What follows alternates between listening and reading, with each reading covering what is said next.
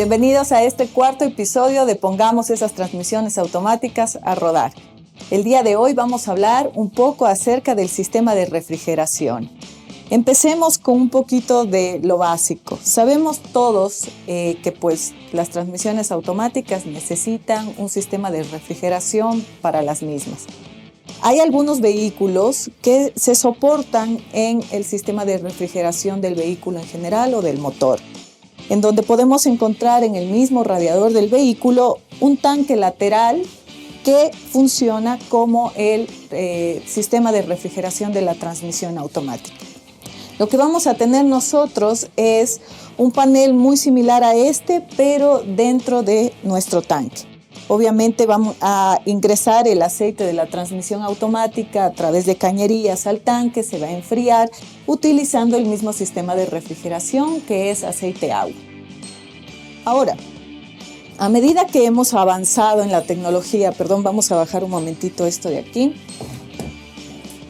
Lo que vamos encontrando y en el diseño de los nuevos vehículos es que a pesar de que ya tenemos el radiador del vehículo, le van a sumar ya un auxiliar, que es un enfriador de paneles, pero que ya no funciona agua-aceite, sino que funciona con el aceite y aire. Es decir, va a refrigerarse a través del aire. Y también tenemos los nuevos coolers de enfriamiento o los nuevos radiadores de las transmisiones automáticas que son más o menos como este, que podemos encontrarlos en CVT 09G, que lamentablemente nos limitan a nosotros a poder generar el mantenimiento que normalmente se generaba en los que venían adaptados al radiador del vehículo. Por ejemplo, aquí, el diseño que tenemos en este cooler de enfriamiento, lo que va a hacer es que si es que tenemos ya una falla y tenemos material dentro del cooler, sea limalla, sea sedimento de discos, ya no vamos a poder a través de una limpieza o de un flushing del cooler de enfriamiento retirarlo. Entonces, probablemente si hacemos una limpieza, lo que vamos a lograr nosotros es que funcione por un determinado tiempo y otra vez esas partículas vuelvan a taponar el enfriador. Debido a esto es que nosotros ya tenemos algunas opciones, como por ejemplo instalar una válvula de transición de este tipo de cooler a un cooler que sea aire-aceite. Esto, por ejemplo, lo podemos encontrar a través de Sonax o también podemos encontrar una nueva línea de Transtar en donde se reemplazan los coolers de enfriamiento para ciertos vehículos como el Nissan Versa. En el caso de que nosotros no tengamos un repuesto como Sonax o Transtar para poder reemplazar nuestro enfriador de la transmisión automática, lo que vamos a utilizar es un radiador extra, un cooler extra. Por ejemplo, tenemos este cooler que es de 4 paneles y lo encontramos en la marca TSS. También lo podemos encontrar en otras marcas. Y lo que nosotros necesitamos para poder instalar un cooler extra es tener en mente algunas condiciones, algunos criterios para poder colocarlo. ¿Cómo puedo saber si efectivamente necesito instalar ya un cooler extra? Primero, tengo que enfocarme en el caudal del fluido de transmisión, el caudal de aceite que estoy obteniendo. Como ustedes van a ver en la tabla siguiente, nosotros tenemos que tener un cierto número de galones por minuto dependiendo de la temperatura.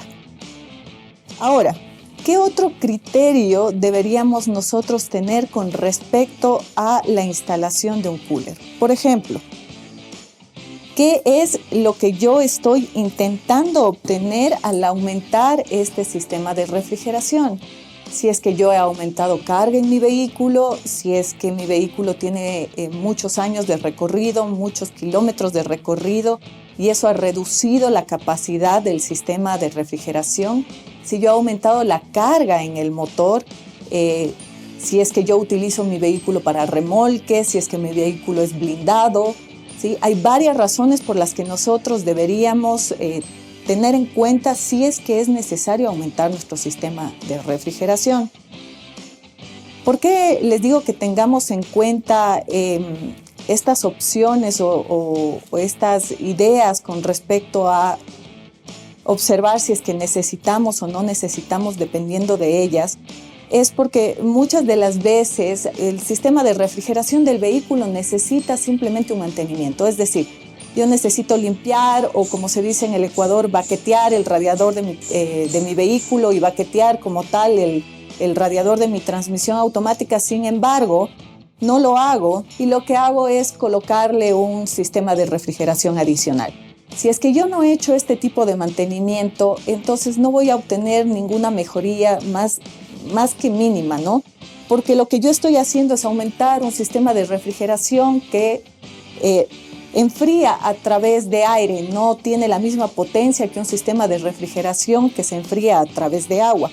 Y como tal, mi mejoría probablemente va a durar un cierto periodo de tiempo o bajo ciertas condiciones. El momento en que yo, por ejemplo, decida cargar algo, o si es que es una camioneta, una F-150, y decida colocar un remolque, no voy a tener la mejor de los resultados. ¿Cómo puedo saber yo si es que, por ejemplo, necesito el sistema de refrigeración aún después de ya haber hecho el mantenimiento de mi radiador, haber hecho el mantenimiento de mi tanque, de mi transmisión automática o de mi cooler de transmisión automática? Tengo que fijarme, ¿sí?, en mi prueba de ruta en las temperaturas de funcionamiento y más o menos si es que estas temperaturas ya sobrepasan el punto de inflamación de mi fluido. Es decir, si es que yo utilizo un Decron 6, cuando yo utilizo el Decron 6 sé que mi punto de inflamación en la mayoría de marcas alcanza los 124 a 128 grados centígrados.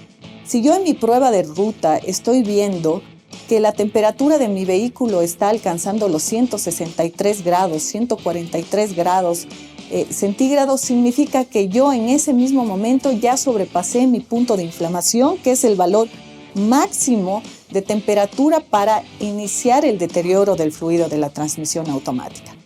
Entonces, si yo en mi prueba de ruta ya veo que los valores están sobrepasando el punto de inflamación de mi fluido, yo sé que necesito un sistema de refrigeración adicional. ¿Por qué? Porque si llevo hasta ese extremo mi fluido, lo que voy a hacer es quemar el aceite y obviamente eso va a desencadenar en un mal funcionamiento de la transmisión automática. ¿De qué manera puede desencadenar? No solo el hecho de que queme el aceite, que ustedes puedan ver que el fluido está de otra coloración, sino que recuerden que se vuelve mucho más líquido.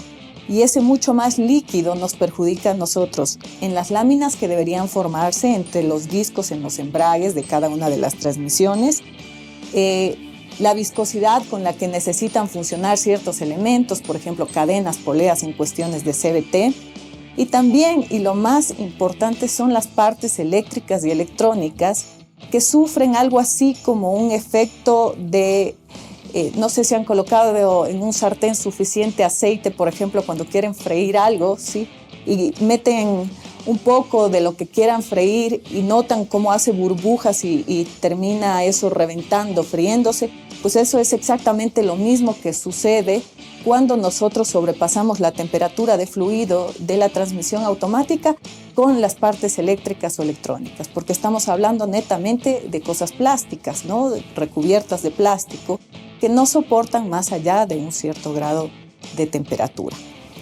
Para nosotros poder saber si es que necesitamos, porque en el mercado existen varios coolers de enfriamiento adicionales, si es que necesitamos de 2, 3, 4, 5, 6, 7, 8 paneles para colocar en nuestro vehículo, esto tiene que hacerse en un criterio con respecto a cuánta carga tengo en el motor, cuánto peso manejo en mi vehículo, ¿sí? Todo tiene que enfocarse en la carga que le estoy otorgando o más o menos cuánto necesitaría yo reducir en la temperatura una vez que he hecho mi prueba de ruta. Y en otros casos, cuánto necesitaría para poder cumplir, ¿sí?, este caudal necesario de transferencia de aceite a través de mi sistema de refrigeración para que mi transmisión funcione de modo correcto. Aparte de esto, necesitamos tener en cuenta la posición en la que vamos a colocar el cooler de enfriamiento adicional, ¿sí?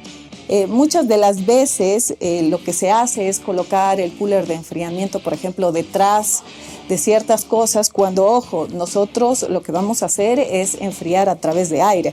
Entonces, colocarlo detrás de otro elemento no va a generar nada positivo, no vamos a tener los resultados que esperamos.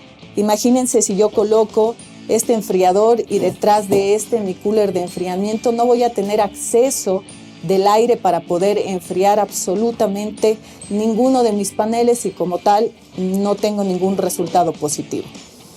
Otra de las cosas es la posición con respecto a las tomas de aceite.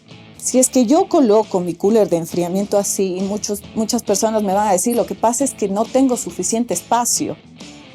Claro, pero lo que tenemos que lograr es que coloquemos el cooler de enfriamiento en esta posición, porque a no ser, obviamente, ¿sí?, que tengamos nuestras entradas en otro lugar.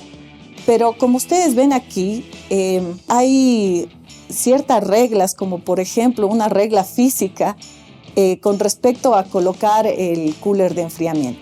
Si yo hago esto, ¿sí?, el momento en que ingresa el aceite, lo que va a necesitar, ¿sí?, es que yo tenga presión desde mi sistema de transmisión automática hacia el cooler de enfriamiento. Por gravedad va a caer, ¿sí? Pero ¿cuánto es lo que necesito? Necesito una línea de presión altísima para que esto vuelva a subir, ¿sí?, y vuelva a bajar nuevamente para que pueda lograr el enfriamiento correcto.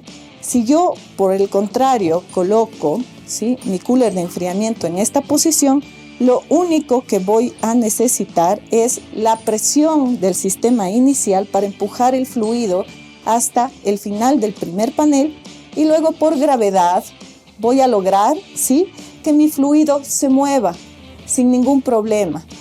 No voy a tener ningún elemento, ninguna restricción que juegue en contra con respecto al movimiento del fluido. De esta manera, no solo ayudo a la transmisión automática a no tener que tener una línea de presión altísima para cumplir con el sistema de refrigeración, sino que también ayudo a mi sistema de refrigeración a ser mucho más eficiente. En conclusión, si es que yo deseo colocar un sistema de refrigeración adicional, tengo que tener algunos criterios en cuenta. Por ejemplo, caudal de mi fluido, temperaturas de trabajo en mi vehículo, mis necesidades, si es que yo tengo vehículos blindados, de carga, si es una camioneta de trabajo, por ejemplo, ¿sí?, a la que voy a someter constantemente a movimiento y arrastre. Y finalmente, la posición en la que voy a colocar mi cooler de enfriamiento. ¿Sí? Por favor, manteniéndonos apegados a ciertas leyes físicas. Hay muchas cosas que entran en juego al momento de escoger un cooler de enfriamiento para mi transmisión automática. No hagamos las cosas simplemente por encontrar espacios, porque entonces no vamos a obtener los resultados que esperamos. Enfriemos de forma apropiada esas transmisiones automáticas y pongamos a rodar.